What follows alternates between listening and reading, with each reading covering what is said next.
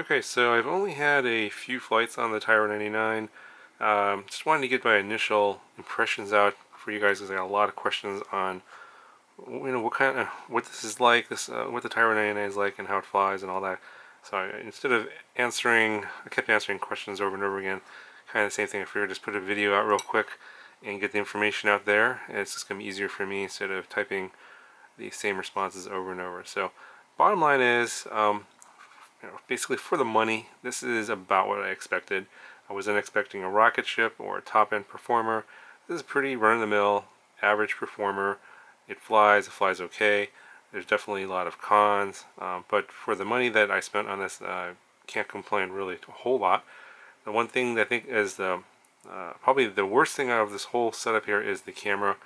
Now, I'm very particular about my cameras because I've tested pretty much everything out there. So I've seen the best, I've seen the worst, and this is definitely down on the scale, on the bottom end of the scale. It has to mostly do with the narrow field of view and the very poor light handling. Obviously, they got to cut corners somewhere, to get the price down to $99, and with coupons even less for some people. And they definitely cut the corners on the camera. I think the motors, they cut some corners there too with the plastic wires. The weird KV is kind of an odd KV. It's really meant for 5S because it's a 5S motor, 5S ESC, and flight controller. The frame seems fine to me. 5mm arms, a little bit skinny, but I think they'll hold up. The cage is definitely way too cramped. I wish they would have made a different cage here. The flight stack I liked just seemed to be fine. They soft mounted the flight controller so that the 32K gyro didn't seem to experience any jitters or twitching or anything like that, so it seemed okay. And the eSIM seemed fine too. Didn't like the props too much. These bi-blades, I've never seen them before. They're really high pitched. They're really noisy, and I think pretty decent power for these low KV on 4S. I only flew it on 4S, not 5S. I don't have any 5S batteries. But I think I'm going to be switching over to some tri-blades, probably the Gemfan 5149s. I think I'll be better suited on a Forest for this low KV motor. Definitely not a powerhouse because it is kind of a low KV, 21, what is this, 2125 kV, something like that.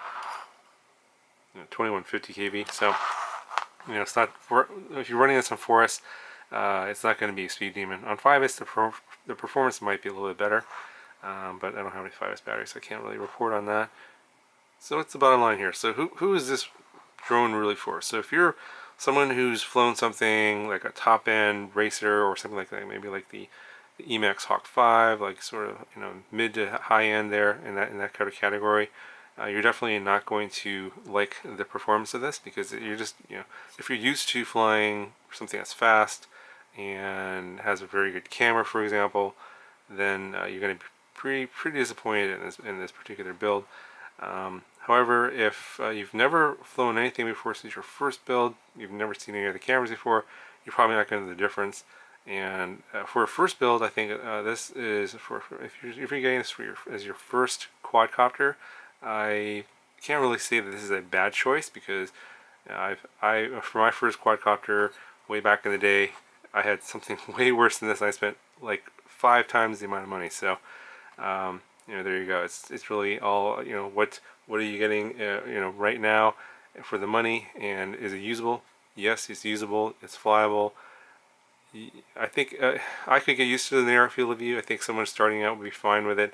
Obviously, in different lighting conditions, like I flew this, or at least in the demo, you'll see late in the day, and the light handling wasn't so great. In the midday, it should be okay. It's a CMOS camera. You might be able to change the lens out. I've seen lenses for like $10 on Amazon. You could probably switch that out, or just switch the whole camera out. I mean, you can pick up a nice Caddx Micro S1 for $20. So, and that's a great camera, and you can use an adapter to fit that right in there. I think I actually might do that. If I switch this camera out and the props, I think I'd be relatively happy just flying this myself.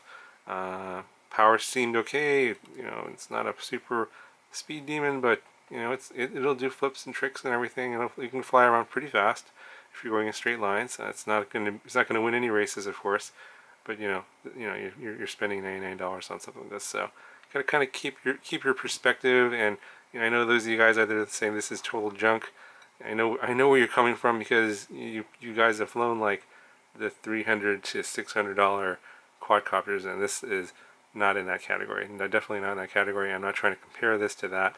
I think that this is going to be something more for a first timer and someone that's never flown anything, perhaps doesn't want to spend the money, just sort of trying out the hobby.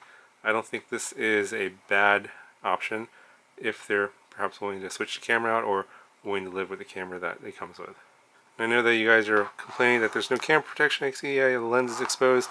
There are some 3D printed parts here that you might be able to create some camera protection. It turns out that I think this cage here is the same that's on the purple 215. Obviously it's not purple, it's this orange color. But there are 3D printed parts for that particular cage on Thingiverse, and so I'll put some links in the description for some parts you could possibly print out. I'm actually in the process of printing out the GoPro mount that's going to go in the back here, so I think for my next video I might have some 3D printed parts in here, change the props out, probably put a GoPro on here and fly it on with a GoPro, should be fine. And also for you guys complaining about the VTX being exposed, there's also a 3D printed part that you can encase the VTX in and then stick it back on top of here to protect the video transmitter a little bit more. Now, in its current form, it's encased in like a heat shrink, so it's not like those little components that are going to get knocked off in a crash, because they are kind of already protected. So I personally am not too worried about that. And then once I put my GoPro mount here, there's pretty much nothing that's going to be able to get to the VTX. So having that on top isn't really bothering me too much. Anyway, just want to get this first video out to you guys, get some answers, because I know you had a lot of questions, and you give me an idea of whether or not this is going to be for you or not. So hopefully that's enough information for you to decide if this is the right choice for you. I don't believe it's available anymore. It's back on pre-order because I think it's been sold out. I guess a lot of people that jumped on it at the beginning bought it, and I guess the first batch is already sold out. So if you're still considering about it, it'll probably come back in probably a couple weeks, I think.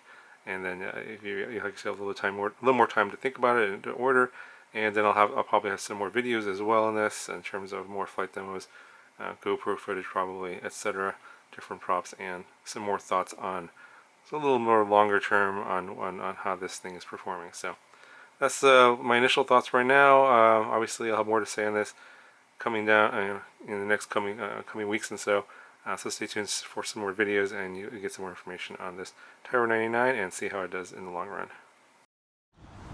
Okay, so this is the Maiden, and I pretty much have all the defaults in here.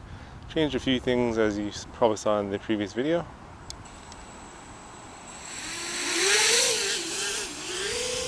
The camera field of view is really narrow,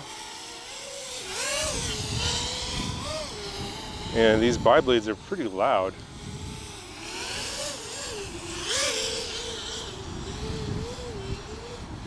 The image quality isn't so good looking into the sun, but the tune seems fine. I don't hear any oscillations. Yeah, the field of view of the camera is kind of bad, but rolls seem okay. I'm just kind of feeling it out here. It is running 3.5. And this is just the default PIDs. I did turn on air mode. Didn't make too many changes. Obviously put in the rates that I like.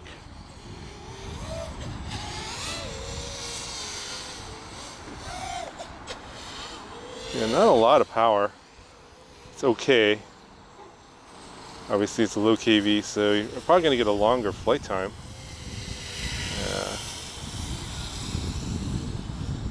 If you're just starting out and you want to cruise around, this is probably not going to be a bad model to do that with. Do a little bit of light acro, some flips and rolls. So far no oscillations or twitches or anything. That's pretty good. That means the soft mounting is working pretty good, even though it's got the 8K gyro, or sorry, the 32K gyro on here. Alright, let's try some hard turns. It's hard to get a lot of camera tilt or speed because of the angle. The field of view is so narrow. But can't quite get anything to come out.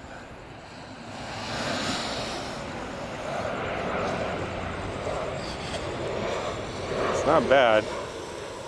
For the money, you can't really complain too much.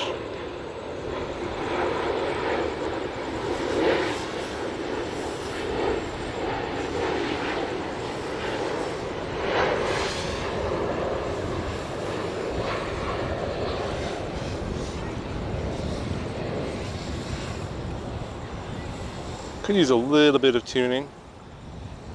It's a little loose, so maybe up the gains a little bit, or possibly increase the feed forward. Yeah, light handling is really bad when you look into the sun. Everything, the whole ground turns dark. Obviously, they're cutting costs in the camera. They cut costs pretty much everywhere here.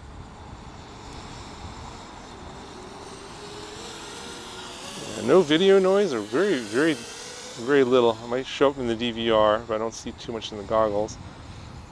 And I'm not flying too far away either, so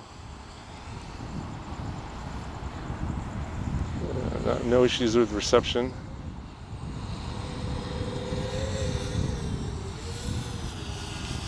Already at 3.5 minutes. I'm only flying a 1300, like a yes, it's a GNB LiPo.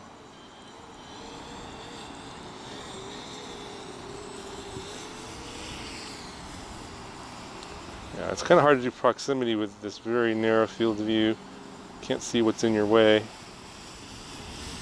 Yeah, I'd say this camera is a pretty big negative in my opinion, but for what I paid for it, I really can't complain too much. And putting a new camera in probably won't cost too much. You can probably put a micro Caddx in here for like 20 bucks, I guess. Okay, there's some kids over there on the field. Yeah, these biblades are really loud. I was kind of expecting them to be a little bit quieter, but maybe the pitch of the prop to give the motors a little bit more thrust. And I'm pretty sure on 5S this thing is going to be an absolute monster. All right, 4.5 minutes here. I'm going to land here and see what the motor temps are like.